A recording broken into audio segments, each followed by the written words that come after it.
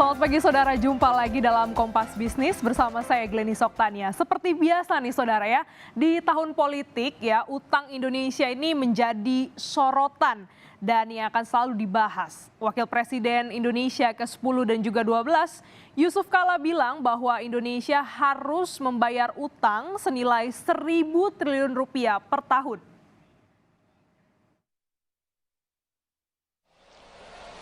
Ekonomi ada masalah dalam negeri luar negeri. Tadi saya bicarakan utang, Pak Mas Haye tadi mengatakan utang besar, ya betul. Setahun bayar bunga dan utang lebih 1.000 triliun. Terbesar dalam sejarah Indonesia sejak merdeka. Tentu saya juga berada dalam soal itu, walaupun. Tetapi kita bisa berbuat. Nah, saudara, benarkah Indonesia setiap tahun membayar utang 1.000 triliun rupiah? Kita recheck dulu gimana datanya dari angka yang dirilis dan dihitung oleh Kementerian Keuangan.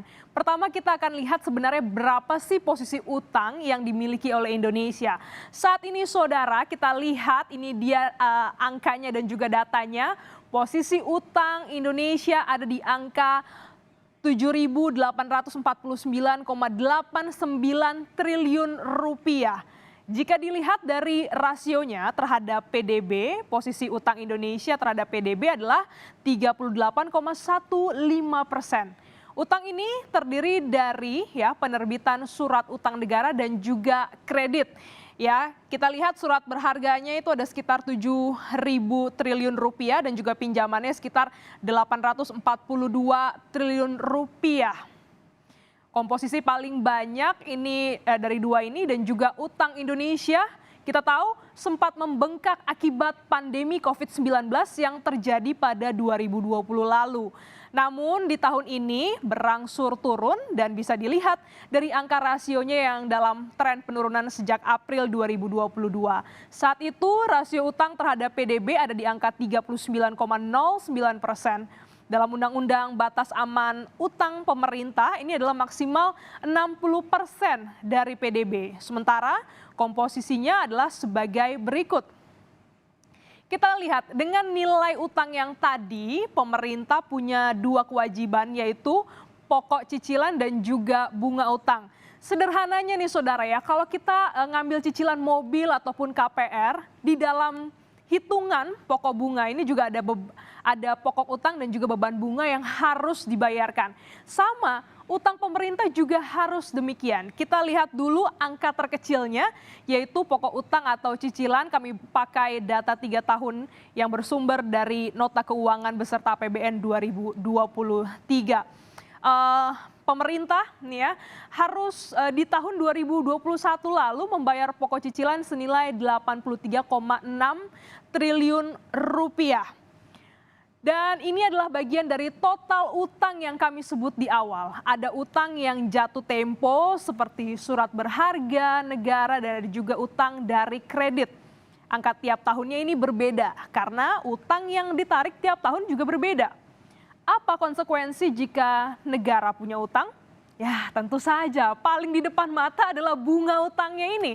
Ya, kita cek lagi faktanya dari sumber yang sama, setidaknya saudara Indonesia bayar bunga utang ya per tahun itu adalah sekitar 400 triliunan lah ya. Kita lihat di tahun 2023 itu angkanya adalah 441,9 triliun, di 2022 ada 403,9 triliun, di 2021 343,5 triliun rupiah.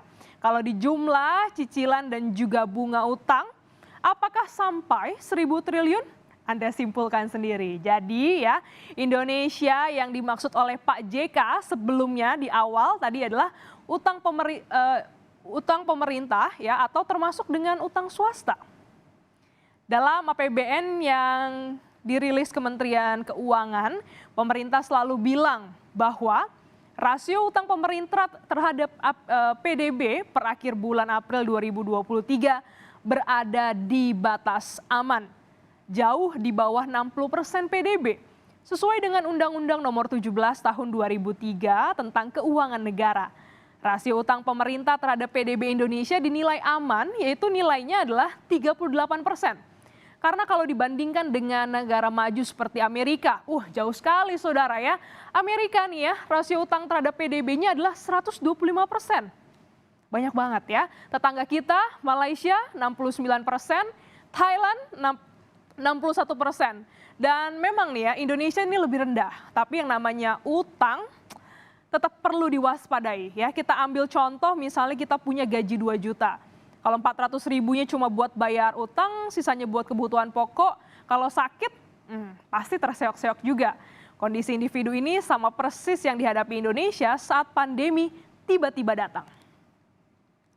Soal utang, Menteri Keuangan Sri Mulyani mengatakan pemerintah mulai mengantisipasi kenaikan suku bunga Bank Sentral Amerika yang sudah pasti akan memengaruhi utang Indonesia.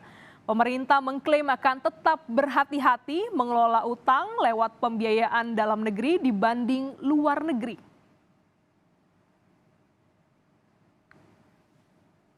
Hingga tanggal 30 April, pembiayaan utang mencapai 223,9 triliun.